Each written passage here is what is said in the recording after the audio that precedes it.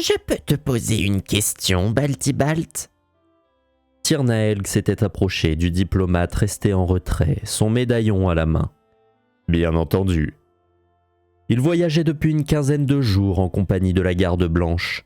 Le silence avait été peu brisé depuis leur départ de Trafalgar.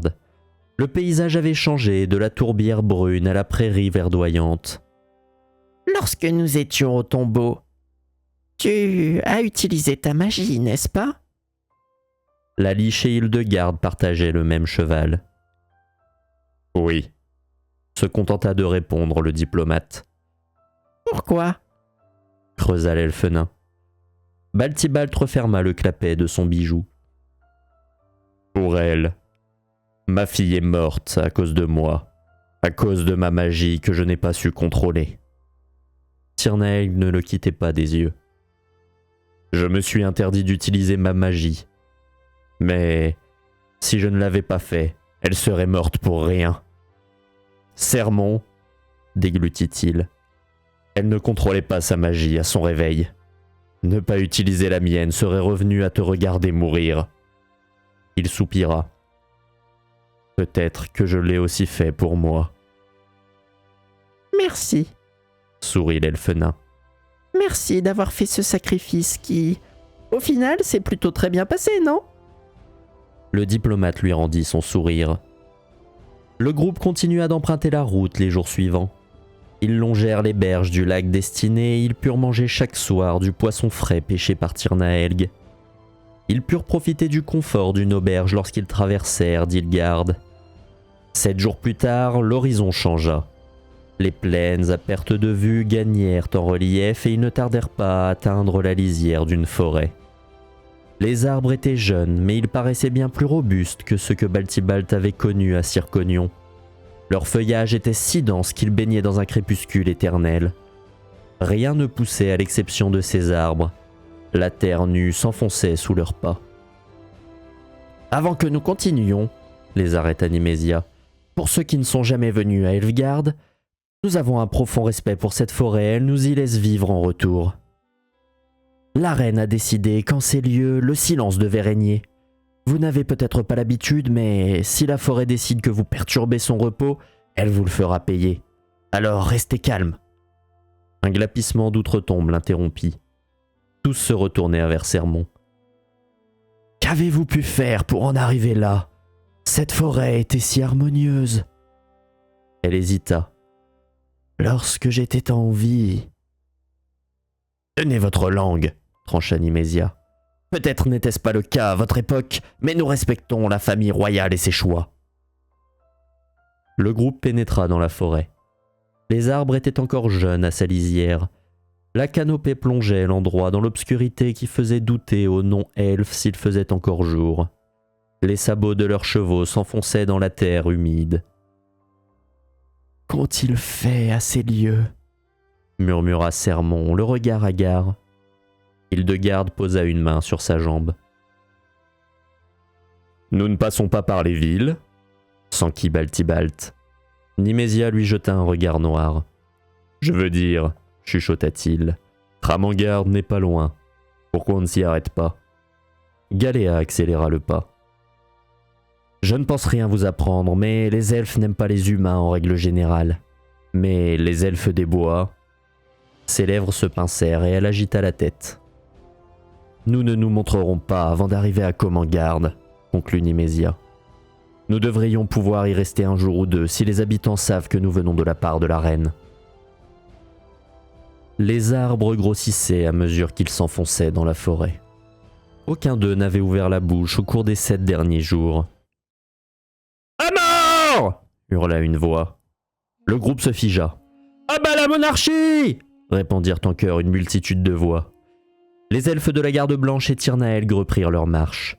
Les autres se jetèrent un regard avant de les suivre. Les cris se répétèrent 2 fois. Ils débouchèrent sur une clairière obscure où une dizaine d'elfes se serraient et levaient le poing à chaque cri. Une flèche siffla et se ficha dans la gorge de l'elfe en tête. Les autres poursuivirent leur protestation. Tirnaelg ouvrit la bouche. Des racines sortaient du sol, poussaient sur leurs pieds et se tortillaient autour de leurs jambes. Les feuilles bruissèrent. La nuit tomba sur la clairière. Des elfes en armure sortirent de derrière les arbres, l'arc à la main, et abattirent la moitié des manifestants. Les racines avaient poursuivi leur ascension et plongeaient dans la bouche des elfes encore vivants. Sermon détourna le regard alors que la vie quittait leurs yeux.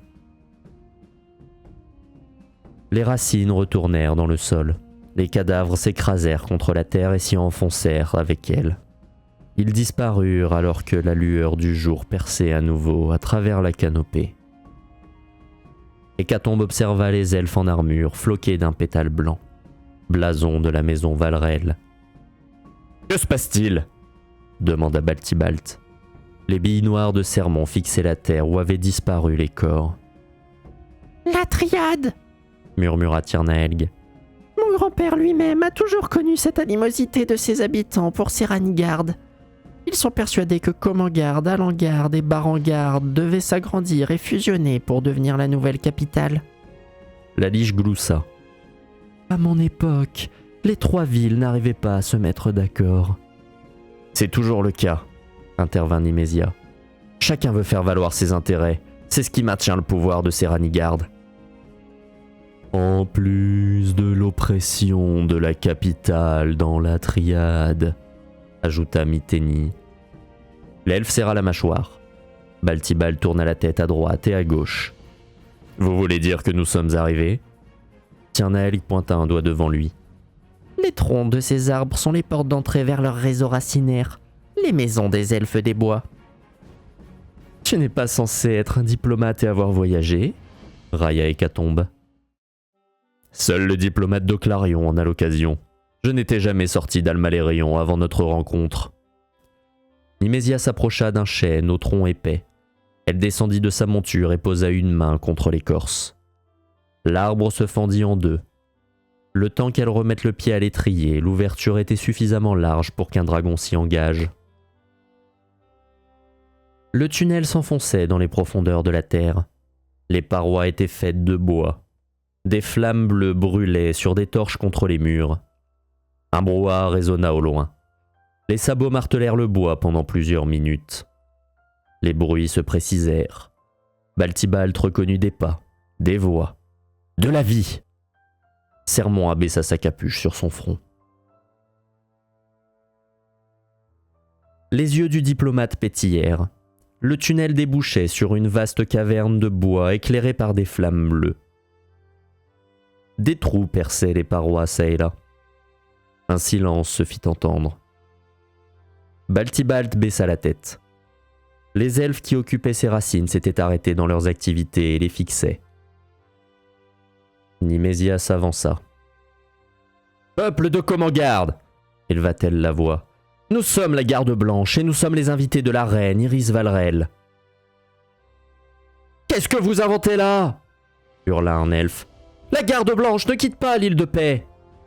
Les yeux de la capitaine s'enflammèrent. « Je suis Nimésia, la faucheuse. Nous sommes ici au nom des royaumes, pour les royaumes. Faites votre vie et nous mènerons la nôtre sans vous causer de problème. » Un enfant courut entre les deux groupes. Le brouhaha remonta et les elfes retournèrent à leurs affaires.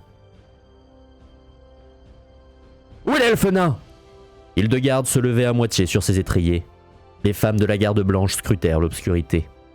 Hécatombe colla son cheval à celui de Baltibalt. « Tu sais où il est ?» Le diplomate sourit. Il bomba le torse lorsqu'il sentit le regard d'Hildegarde sur lui. Elle sauta de sa monture et approcha de l'homme. Ses mains le saisirent par le torse et elle le tira à elle. Son regard disparut lorsqu'il se sentit laisser tomber, mais la capitaine le maintenait en équilibre. Son visage s'approcha du sien. « Savez-vous où il est passé ?» rugit-elle. Les épaules du diplomate se soulevèrent. « Comment voulez-vous que je le sache ? C'est chez lui, pas chez moi. » Hildegarde le jeta au sol et se tourna vers son détachement. « Retrouvez-le !» ordonna-t-elle. Les femmes s'enfoncèrent dans la ville souterraine, rejointes par celles du détachement d'Azeltmar. Elles disparurent entre deux boursouflures de bois qui parsemaient les lieux. Des gens y entraient et en sortaient par un nœud percé. Hildegarde grogna. « Rien ne sert d'attendre. Rendons-nous au temple d'Alfeth. » Les yeux de Baltibald s'adaptèrent à l'obscurité plus prononcée que celle de la forêt. Comment Tierney peut-il s'émerveiller de tout quand on a grandi ici ? Le bois les entourait. Les maisons étaient creusées à même les nodosités. L'odeur de la sève emplissait les lieux. Ils étaient dans les racines de la forêt. Nimésia les conduisait à travers ce dédale. Ils s'enfonçaient dans l'une des parois et ressortaient dans une nouvelle cavité. L'écho des brouhahas ambiants oppressait les crânes du groupe. Quel étrange moyen de respecter la forêt. Il garde le silence à la surface mais la dérange en son cœur. Ça ne les gêne pas, murmura Sermon. Hildegarde grimaça. Mais tu comprends ? Railla-t-elle d'une voix qui n'était pas la sienne. C'est grâce à nous que ces arbres vivent. Nous faisons battre le cœur de la forêt par notre vie. Sermon rit. Hécatombe fermait la marche, le regard figé sur la liche. Baltibalt la laissa le rattraper. As-tu un problème avec elle ? Nimésia bifurqua à droite. Une colonne se dressait au loin. Le bois joignait le sol au plafond. Elle était imposante, trop imposante pour n'être qu'une racine. La femme claqua des doigts. Elle me fait de la peine, avoua-t-elle. Elle ne se connaît pas elle-même. Elle ne sait ni qui elle est, ni ce qu'elle a vécu. Mais elle est là, avec nous. Elle ne s'est jamais plainte alors que c'est l'une des choses les plus difficiles. Baltibalt ne la quittait pas du regard. Je suis bien placée pour le savoir, finit-elle. Le cylindre se précisa. Il était percé de trous sur toute sa hauteur, relié par une racine épaisse qui s'enroulait autour du bois. Baltibalt se tordit le cou.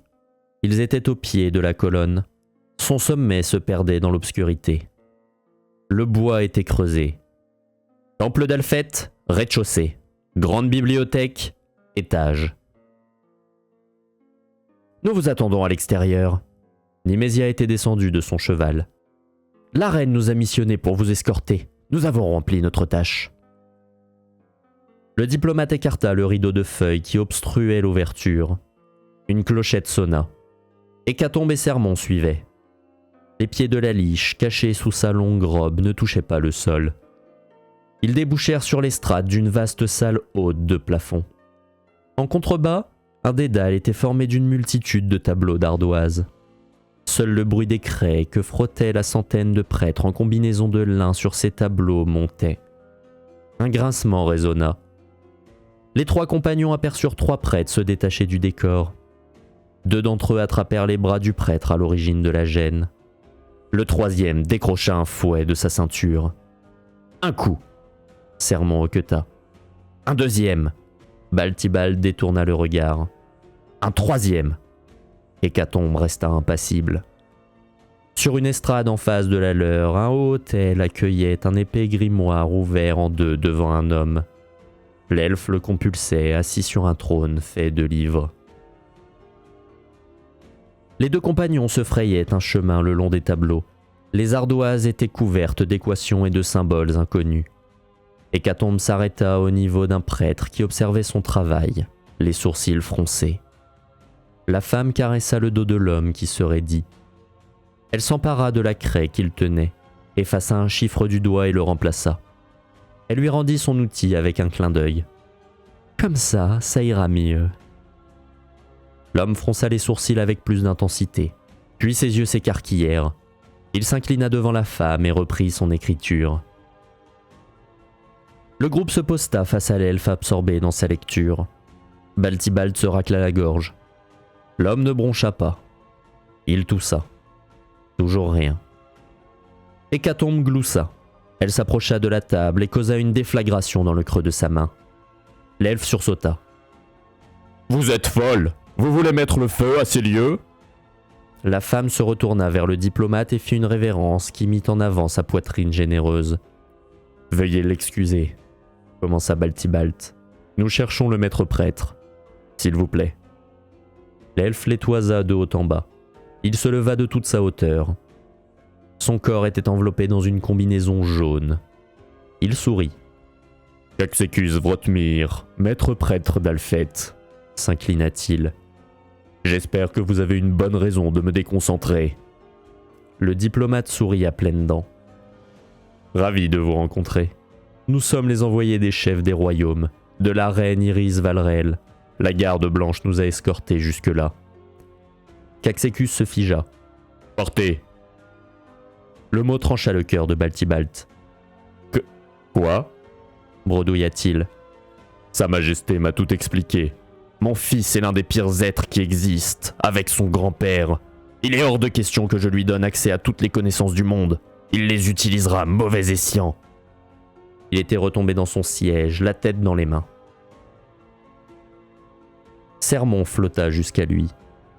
Je le sens, moi aussi. Une aura mystérieuse l'entoure, mais il n'est pas foncièrement mauvais. Mais il est manipulable ! Hurla le maître prêtre. Les bruits de craie s'arrêtèrent. Il soupira. Qu'importe vos arguments, aucun d'entre vous n'entrera dans la grande bibliothèque. Et où qu'il soit, assurez-vous qu'il n'y entre pas non plus. Baltibalt serra le poing et s'élança vers l'elfe. Un homme habillé d'une robe gris clair apparut entre les deux. Sois gentil, Caxécus. Tu sais qu'ils œuvrent pour la bonne cause. Et c'est ta reine qui leur donne. Les muscles du diplomate ne répondirent plus. Balisdar, bredouilla-t-il.